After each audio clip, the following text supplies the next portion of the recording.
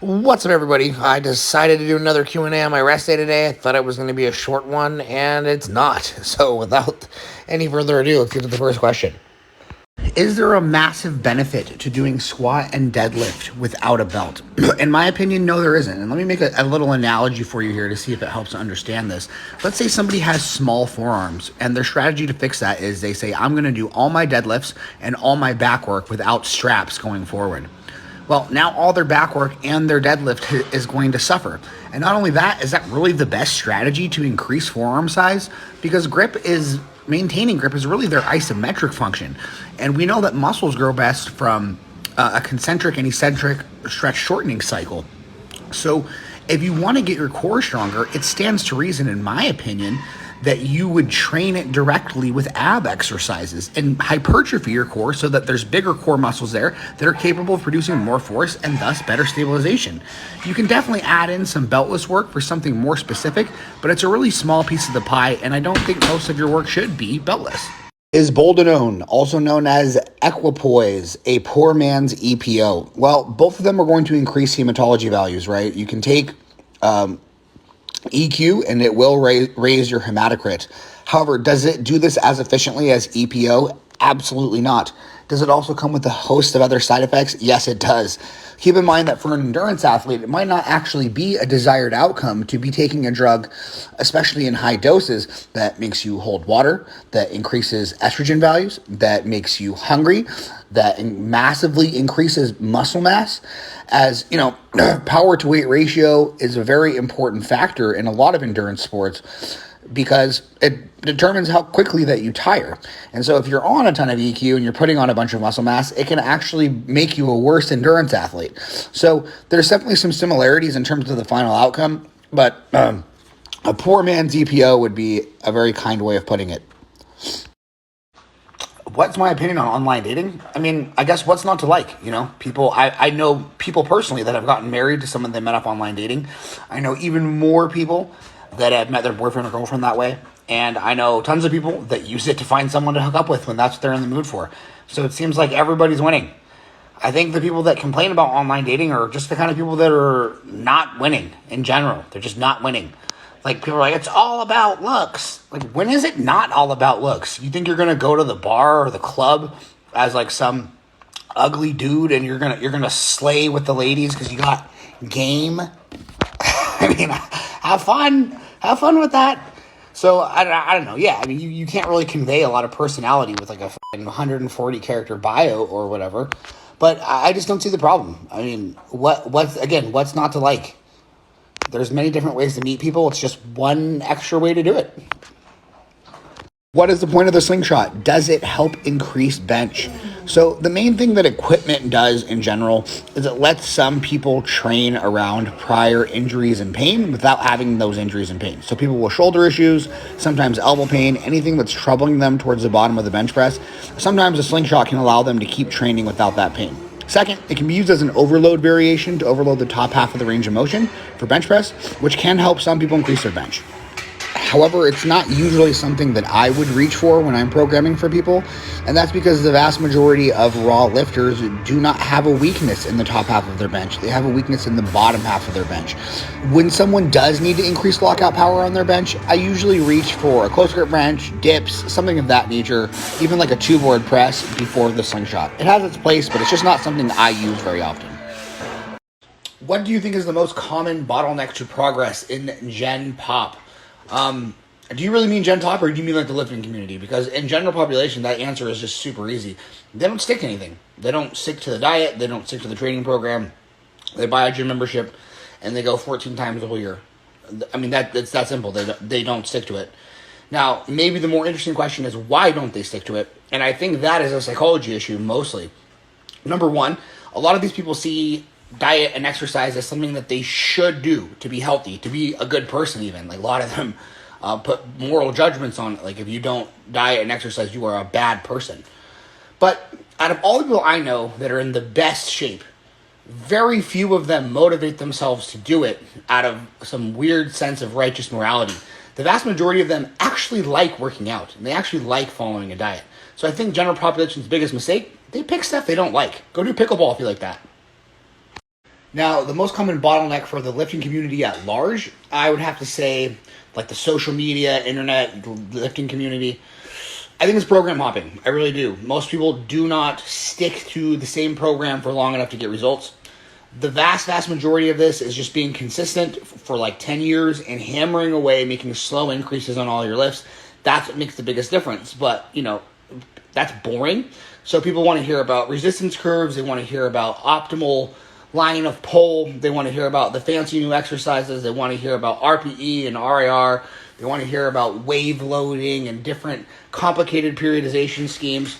And very few people want to go in and add 1.5 pounds to the bar every week for 10 years. But that's a lot of what it is just figuring out how to keep adding weight. If you just stay within the same training paradigm and keep improving it slowly rather than changing it every time, you'll go a lot farther. I can't curl in supination without pain in my inner elbow. Can I cover the biceps with only hammer curls? No, you can't. In order to fully train and maximally train biceps brachii, you need supination. The hammer curls are going to train the long head of the biceps brachii well, brachialis, brachioradialis, that is. But long term, man, you can't have a situation where you can't turn your arm. You need to go see a PT and get that fixed. Whether it ends up being tennis elbow or whatever the case may be. Do some corrective exercises and get that fixed. That's going to be important for more exercises than just curls. So in the meantime, train around it. Don't do exercises that hurt. But don't be one of these people that just tries to ignore their injuries and wishes them away rather than seeing actual professionals to get help. Go see a PT. Go see a PT. Go see a PT. There, I said it 3 times. Maybe you'll actually do it. I feel a lot of tension in my triceps during cable pullovers. Any form tips to reduce this? So first and foremost, remember that you cannot get rid of the long head of the tricep during a pullover. The long head of the tricep assists in adducting the arm at the shoulder joint. So pulling your elbow back is something that the long head of the tricep will always be involved in. Now, as for improving the SFR and feeling it more in your lats, the biggest thing that I find is to focus on pushing your elbows back rather than just driving the bar back any way that you can. One tip that you can try is to strap up to the implement that you're using and relax your grip a little bit. Because when you squeeze it hard, it tends to activate the triceps and it tends to lead to you pushing more, like pushing with trying to extend the arm instead of just adducting it. So use a loose grip, open your hand a little bit. I show it a little bit on this video, and focus on driving the elbows back. If you use a straight arm now, try a little bit of a bent arm. If you use a bent arm now, try a straight arm. But keep in mind, again, there will be some long head no matter what. At what GH dosage would it make sense to regularly test fasting blood sugar? Anything above a replacement dose, which is going to be like 2 to 3 IUs, depending on the quality of your source. Keep in mind that other things can increase your fasted blood sugar, like using oral steroids, being in a very heavy calorie surplus with lots of carbs and no metformin. Like, there's a genetic factor to this as well. Like, some people actually get diabetes. They get type 2 diabetes and they didn't even, use GH. So a lot of people are intimidated, I think, by checking their fasted blood glucose levels, but it's really easy. You prick your finger and then you just put a little slide into this machine thing. Maybe I'll show this someday. And it just sucks up a drop of blood and then it tells it to you. It takes less than 30 seconds. So if you're enhanced, it's something that I would be doing, once a week if you're using GH. Is it worth scrapping a training session if you didn't get any sleep the day before? So I'm going to take this literally and assume that you mean you literally didn't go to sleep, like you were awake the whole night. Because if you just got poor sleep or less sleep than usual, I would still train, as there's usually a very good chance that only one night of bad sleep is not going to impact your performance that much. It's not until you start stringing together multiple nights of bad sleep that you start to see an immediate and acute dip in performance. But if you literally got 0 sleep for a day, I would not train. Yeah. Personally, I don't even use a set schedule. I have an asynchronous schedule. So if I had sleep that bad, I didn't get any sleep, I would just push my whole schedule back one day. For those of you that have to train certain muscles on certain days or certain lifts on certain days, that might not be as feasible to just push it back, but I would still probably skip it, as the sleep is going to be more valuable than the training at that point. If you had to train obliques, what exercise would you do for loading? Well, first of all, you can't make me do anything that I don't want to do. So I don't have to do anything. But I guess if I had to train obliques, it would be some kind of a cable wood chopper. Because, I mean, what are the obliques really doing, right? It's rotation. Rotation and anti-rotation. So some type of cable wood chopper. I mean, you could do it on your knees. You could do it standing. You know, go on YouTube and have a look at various wood chopper exercises. And you'll find something that you feel in your obliques quite a bit. Do you think the fears associated with benching with a false/suicide grip are overblown? They're 100% overblown. The thing that people should be worried about is benching outside of a rack or a combo rack where there are no safeties set up. Because do you think you need to be using a false grip to have a bench press accident? The bar can come out of someone's hand even if they have their thumbs wrapped around. They could tear a pec and have nowhere to dump the bar. If you're benching in a rack with a false grip and the bar slips out of your hands, it's just going to bounce off the safeties and you're not going to be hurt or injured at all. The truly unsafe thing to do is to bench without safeties properly set up. I am at a weird place with my body where I don't hate the way I look. I'm not lean. I'm not obese. What are some good health or performance reasons why I should diet? I just don't understand where you're coming from. Like, this is so unrelatable to me. I've never had to ask somebody what my goal should be. I mean, why do you lift weights? Why are you working out? Are you a power lifter? If you're a power lifter, you can reduce your body fat to fit in a lighter weight class and be more competitive. If you're a bodybuilder, you can reduce your body fat to facilitate a better and more effective massing phase next.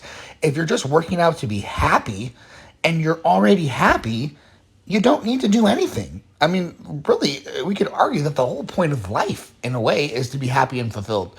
And if you're already happy and fulfilled, you don't need to invent reasons to improve that you don't actually feel from within.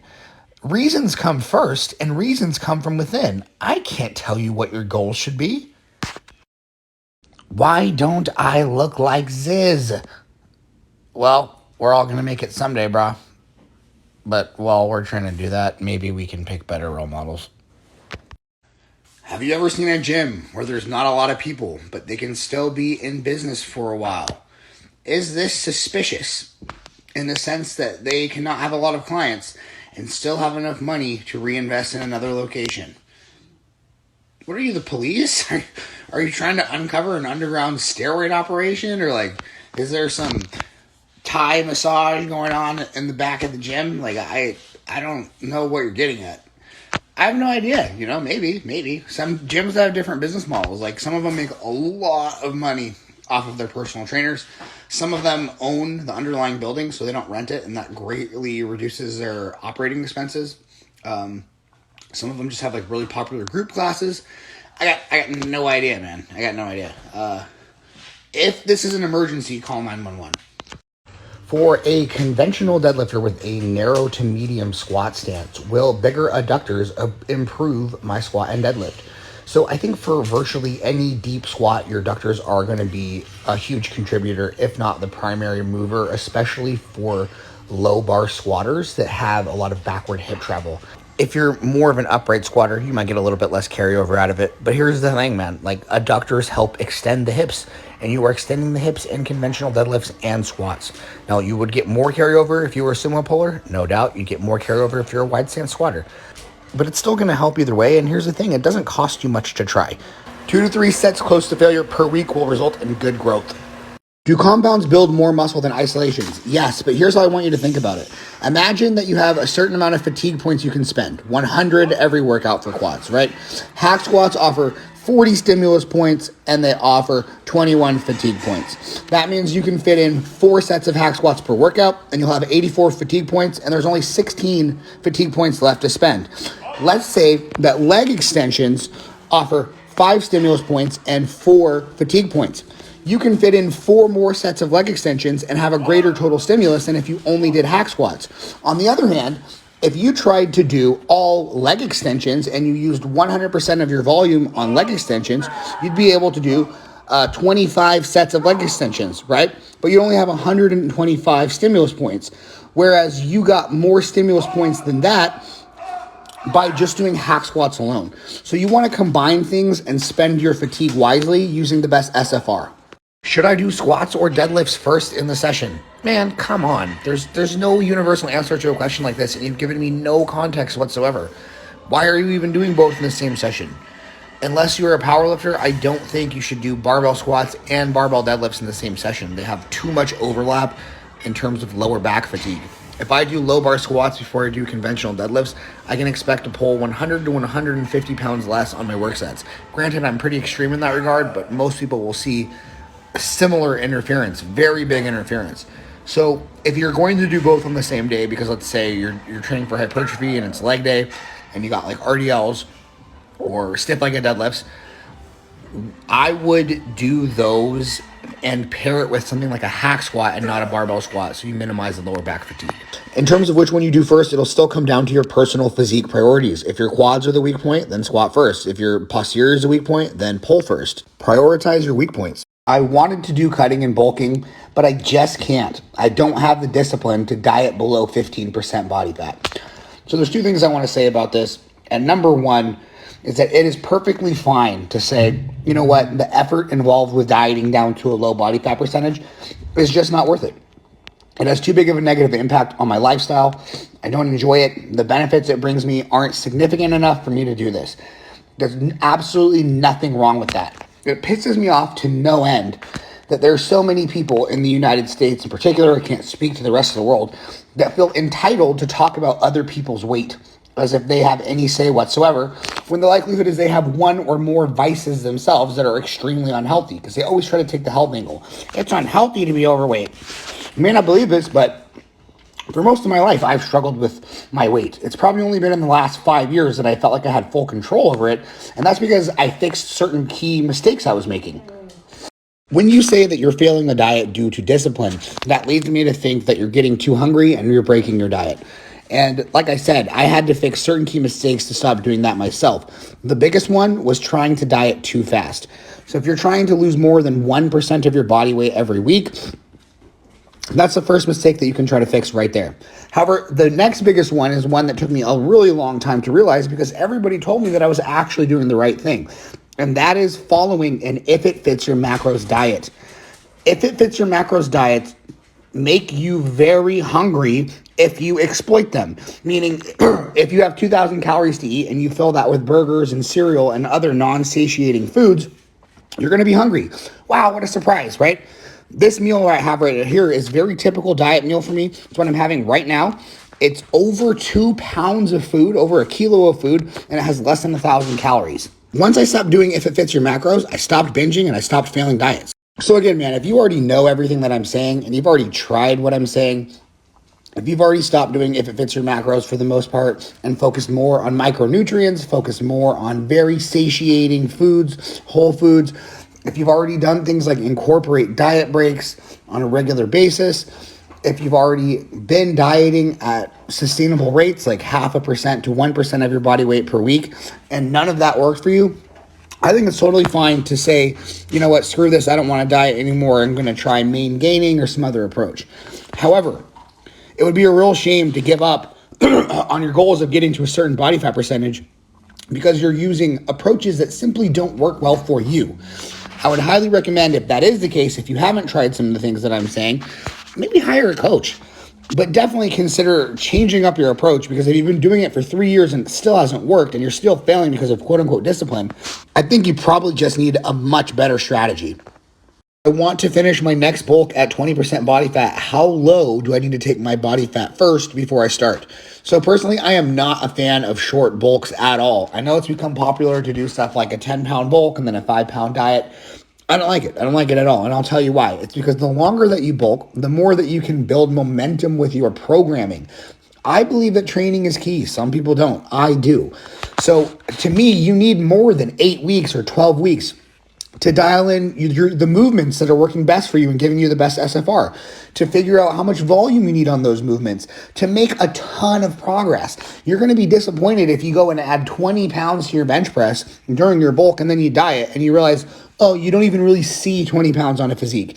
You want enough time. You want 4 or 5 months. You want, if you're male, like a 30 pounds of gain, 20 pounds for a female. You want long bulks that let you build momentum and make tons of strength progress before you just start dieting again.